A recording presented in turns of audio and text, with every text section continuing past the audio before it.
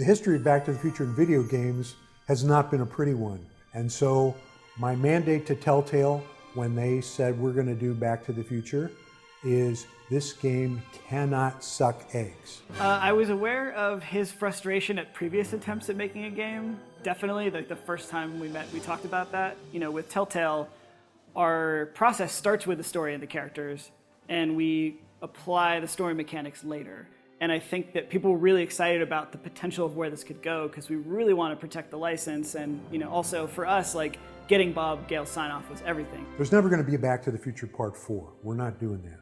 But Telltale's Back to the Future game is pretty close to what a Part 4 could be. Making a Telltale game is sort of modeled after the TV episodic model where we, instead of telling one story at once, we tell a bunch of stories that are all connected over the course of a season. So in Back to the Future's case, it was 5 episodes.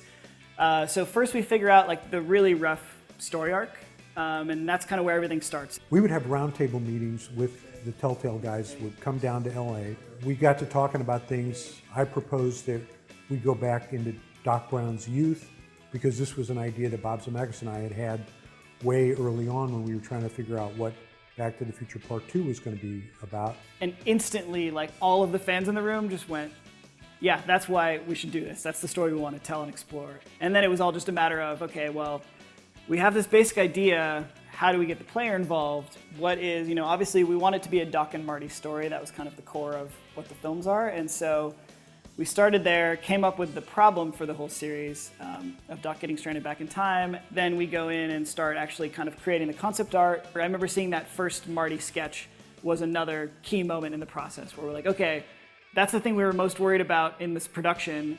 We've got that figured out, now we can move on. Well, the best part of the Telltale guys on the game were they were huge fans of the movie and they wanted to get it right. They wanted really to be true to the spirit of Back to the Future. Another really important part of the process for us was getting the actual actors from the movie to be involved. From the very get-go, when the game was first pitched, we said we have to get Christopher Lloyd. If we're going to be doing Doc Brown in a huge speaking role, it's got to be right. I think it's great. What a fabulous idea. It's certainly timely. I mean, video games are hot, and this is great material. I mean, it should be a lot of fun. Great Scott! Having Tom Wilson come back for some voiceover now is rad. Tom as Biff, episode 103, take 1. You're lucky your old man's here, butthead! I feel like that guy is just one of the huge parts. Like, you can't have a Back to the Future game without Biff. He moves his neck more. He uses his jaw more than I do. Things like that. So with every character in the movie, I would think about those things. So it's there. I don't have to watch everything because I remember those cues also, the physicality. Although in voiceover it doesn't matter so much, but as you see, maybe in the B-roll, you see, I'm trying to be physical to get back into it to be able to do it right. And then having Claudia Wells come in too, she was, I think, right off the bat, interested as well, and heard that kind of the band was getting back together. Jennifer?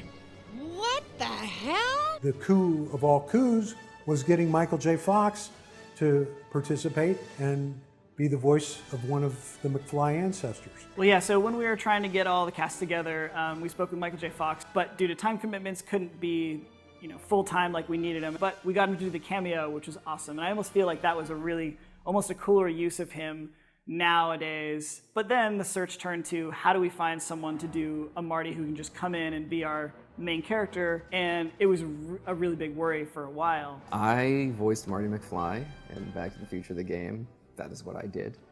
Jesus Christ, Doc, you disintegrated Einstein! Pressure, yeah. To be like, oh, that amazing, iconic role that everyone loves and knows and can quote lines from, and that incredibly famous, wonderful actor, Michael J. Fox. Can you just replicate that? That's what I had going on in the back of my head. So yeah, it was a lot of pressure. At one point, we got an email from our accountant who said that she'd gotten emailed an MP3 from some kid who said he would like to be Marty in the Back to the Future game. I heard about this. I saw a news article, Telltale Games making Back to the Future and Jurassic Park into a game.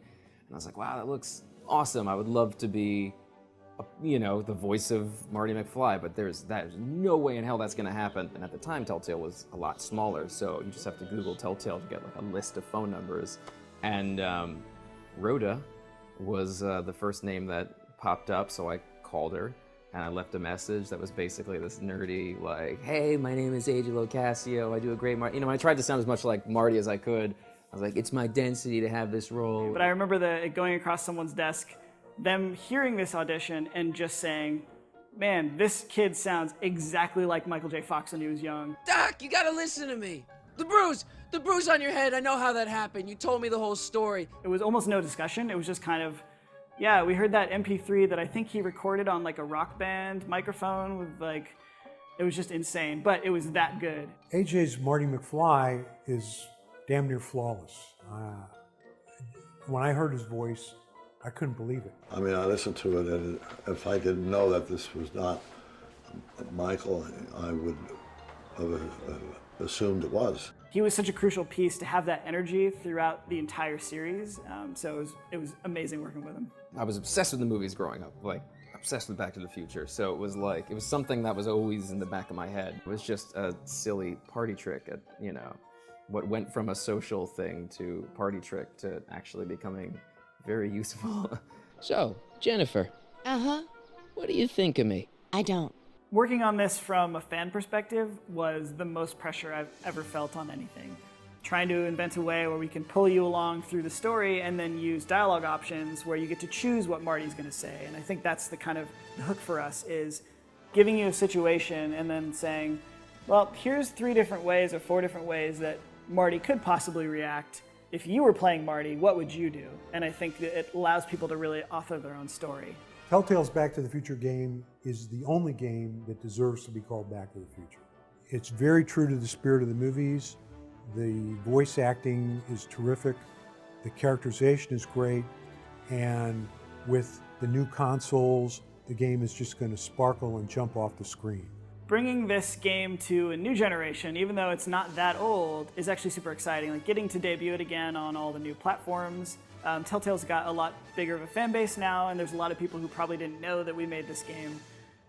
But it's still got a lot of the same core principles that are fun in a Telltale game. We're taking this thing that's super familiar and we're putting our own story in it and allowing you to play it. So in time with the 30th anniversary of the films, now we're getting to kind of add to what's out there in the media and saying, like, you're rebuying the movie again and watching it. Here's a game you might enjoy as well. And it kind of, watch the movies first, get back the nostalgia, and then right after the movie ends, you can pop in the game and continue the story from there.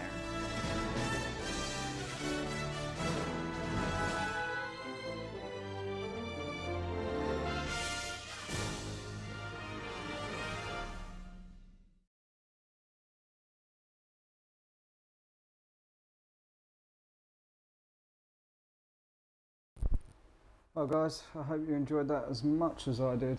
It was pretty good fun actually playing through the game.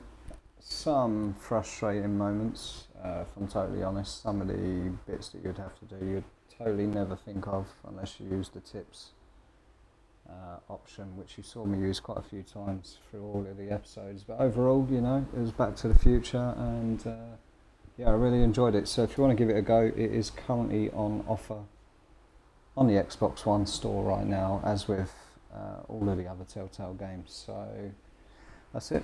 That's Back to the Future done. If you want to catch up with it, you can find this entire stream on YouTube along with the other parts. So take it easy, enjoy it, and don't forget to click that subscribe button if you did enjoy. Peace out.